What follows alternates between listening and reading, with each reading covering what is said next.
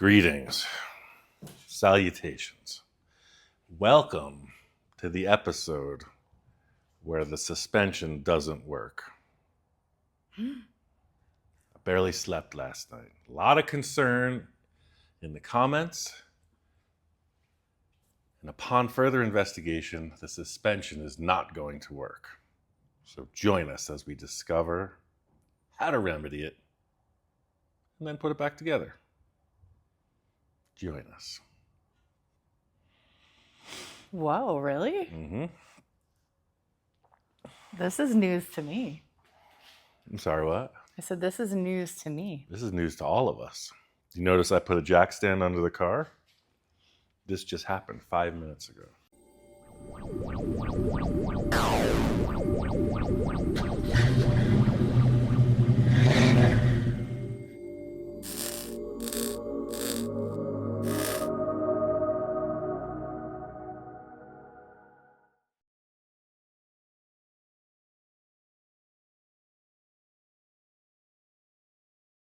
A couple people called it out because I am no suspension theorist. I got ideas, but let's go back to where we started this design.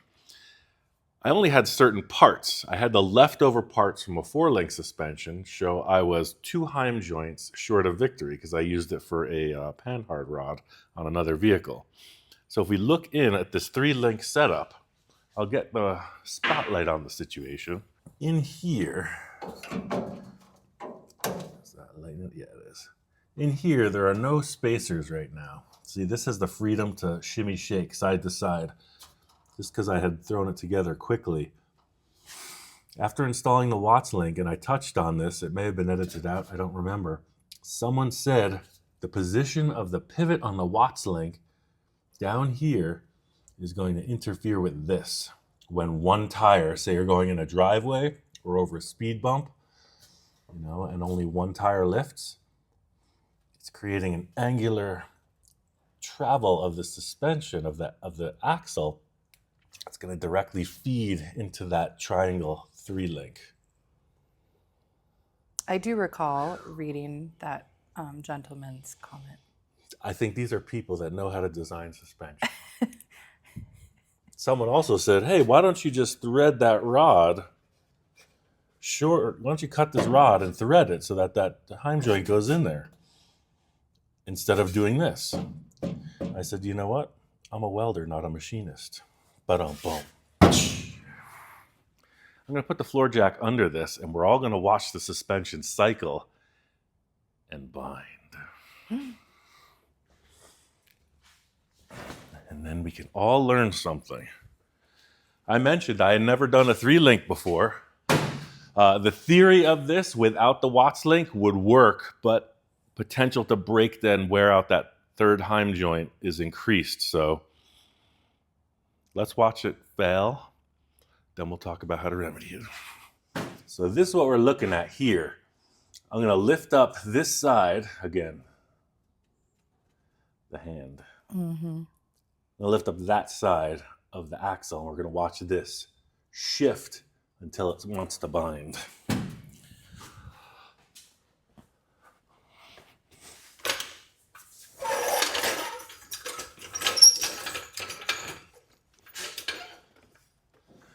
Now, let me tell you, I wanted in my heart to disprove these guys. See it moving? Mm-hmm. See it moving? Mm-hmm. If there was a washer on that, it would be binding already. Dang. Right to that point, boom, that's where it's going to start to bend and ultimately break. The pivot on the Watts link is keeping this all centered, so the axle is twisting, feeding right into the angle of that triangulated link. Thusly, proving the design is a failure. Dang it. But you know what? I'm no quitter. Right. Check this out. Step into my office. We keep the triangulated design, but we take these bars and we recreate them. We have the link here, right on top of the axle with a heim joint. Then that will twist. It will swivel, And it won't be feeding into this angle here. Can you dig it? Does that add up to you? I'm here for it. Hey. So we're still able to use these mounting points here. I just cut this tab off and I do a link right here.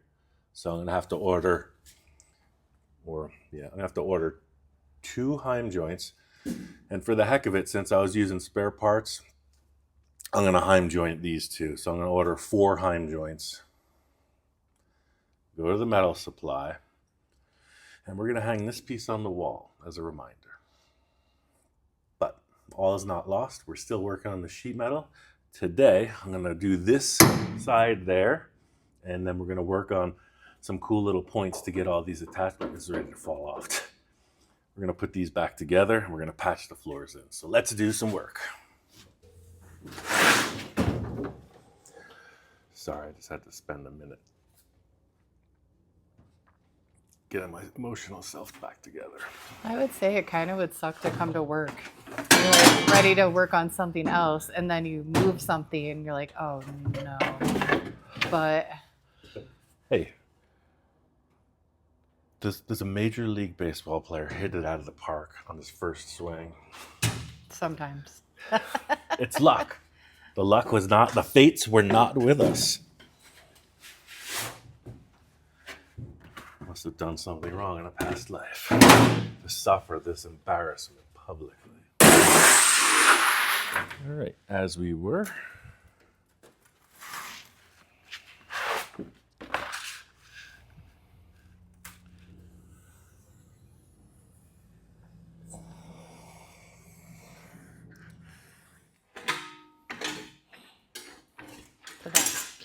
All right, so we don't want to get dyslexic on this. We're gonna hammer down, all right? Because it's gonna go like that.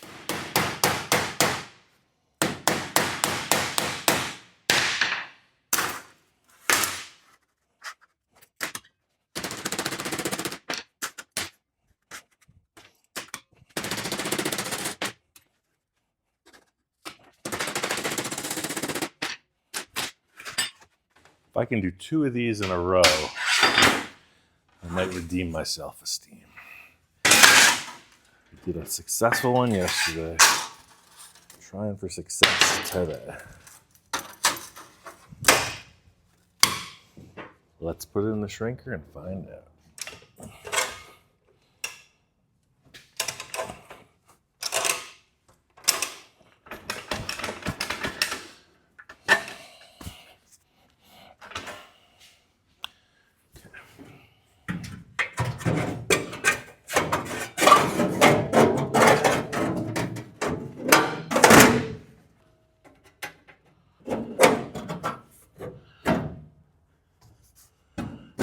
Yeah, I'm gonna stick to fabrication and less suspension theory, because I could do this.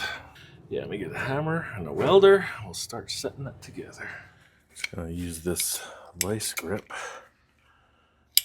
and try to hammer this rearward a little bit. There's a little area right in there where it just could go a bit further. Sweet. All right, we're back in action. We're recovering.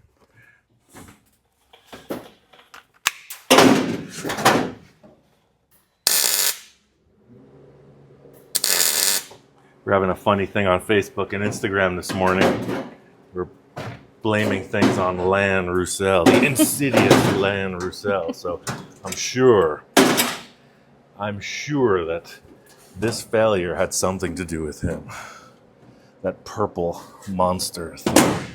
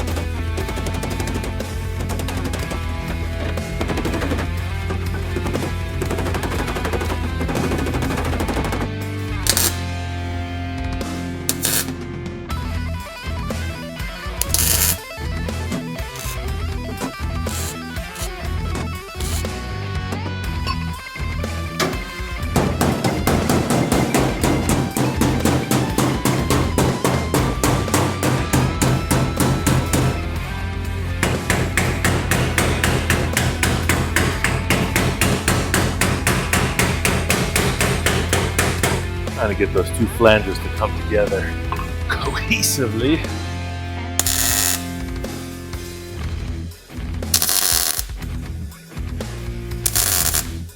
Going to set some heavier welds through here and then put that floor in.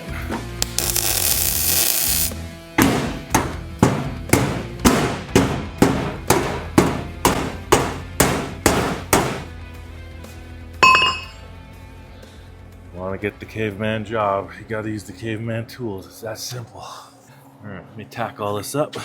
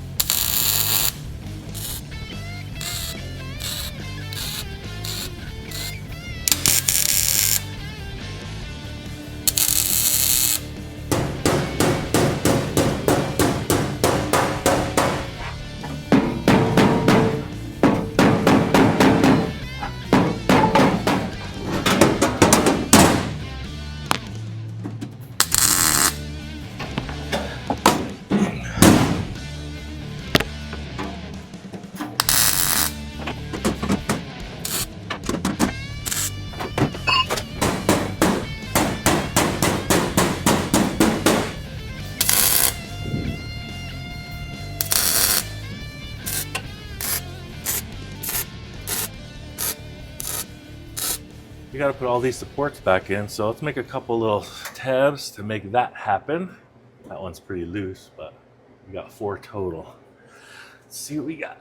Oh, look at that, just laying on the bench. Just like so. Okay, cool. So we want 1, 2. This one's going to be interesting. Let's start with that one first.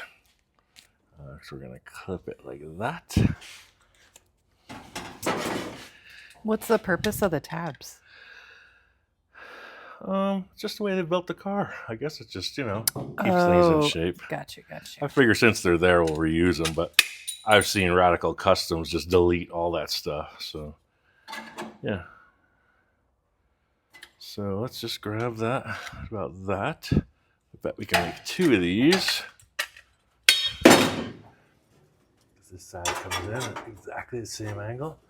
So yeah, we're gonna put on the brake. We need about 1/2 inch up. Make 2 of these. Mirror images of each other. Remember, Mr. Dyslexic, one way than the other. So we'll bend them together. That way there's no confusion. 1 and 1.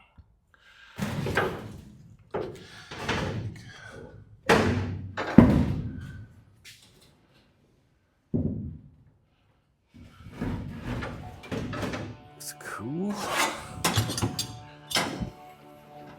Last angle on that dangle.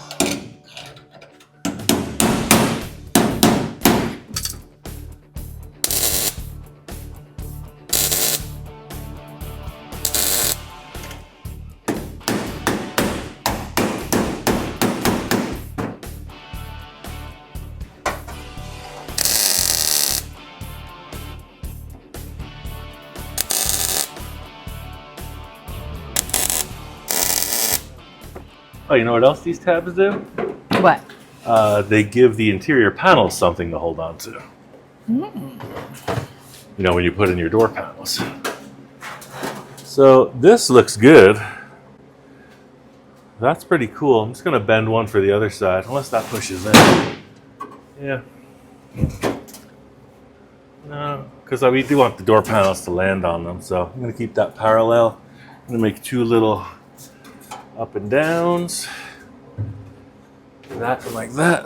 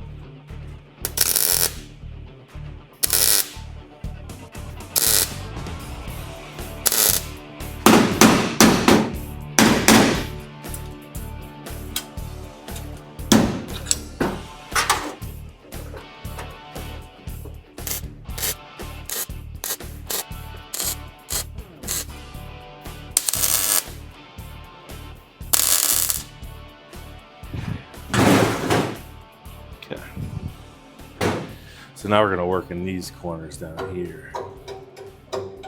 Turn that welder off.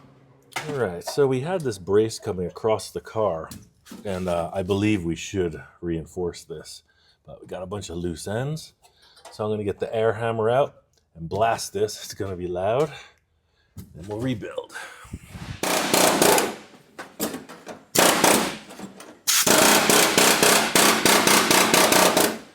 All right, so what we got, see now the floor is clear. I'm going to cut this back, and we'll rebuild, tap that off.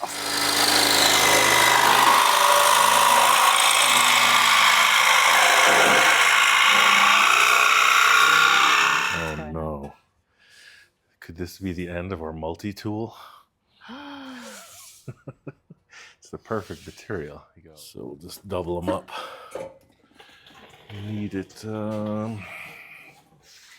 how long?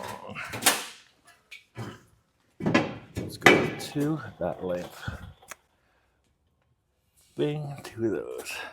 If you haven't been following, if you have been, you know the multi-tool. It's been an envisioning tool, it's been a sanding block, it's been a support. Now it's donating its cause to the Zephyr project. Probably gonna make 4 of these because the other side's gonna match. I'll just gobble this thing up. Let's double check.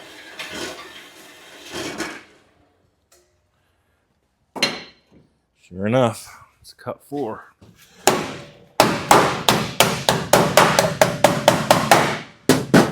my thought is, we're gonna set these in motion. There's a little bit of a snafu, there's a structure. You have to trim that. So I was thinking it was just to get some strength. We'll put these and we're gonna bring the floor in and over. We're gonna have to trim that.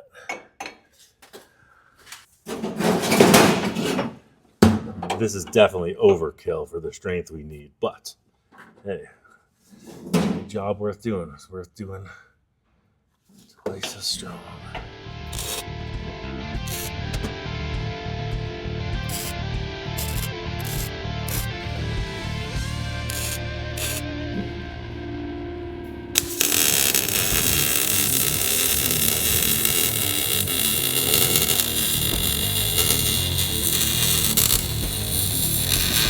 Usually you'll see me spotting things together, but I gotta bang on that right now. I'm trying to put some strength into this side.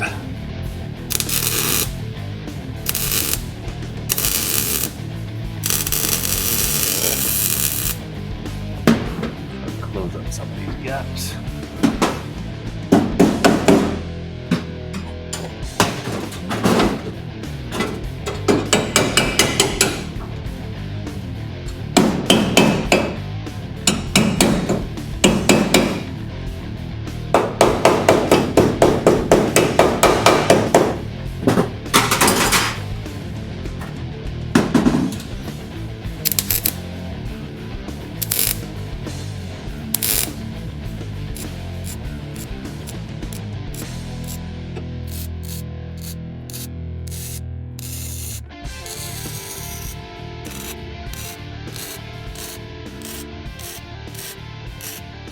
You can see how that's really going to keep that door jamb structure and hinge locked in.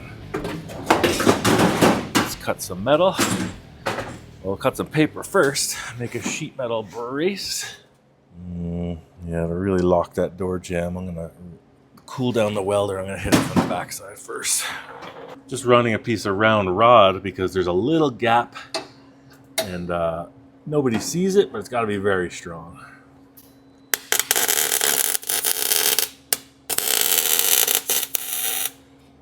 It's just reinforcing the back side of this hinge.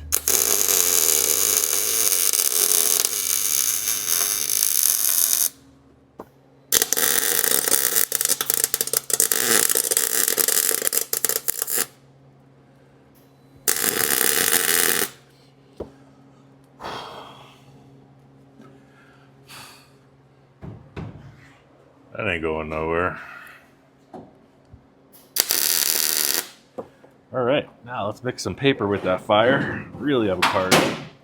Okay, so we got this leftover thing. That looks pretty good. Why don't I just do this?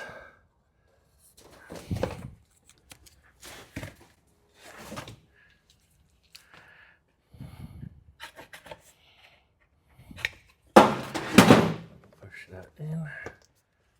The safety hand. Uh-huh. So whenever you carry scissors, you always carry it down.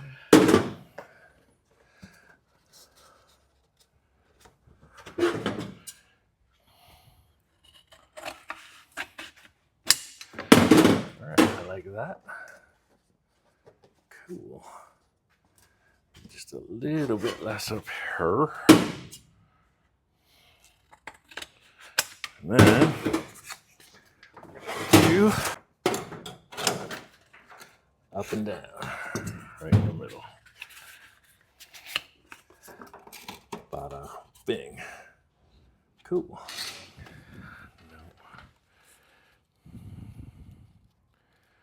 It's gonna work because I'm that much of a miser. What you think, Frank? He hasn't said a word since the day I met him.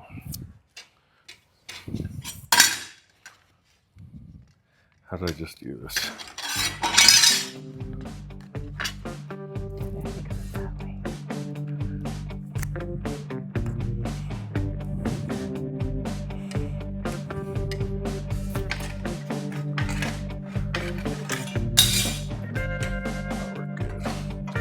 We're a little bit tight on that bend. Let's cut the other one.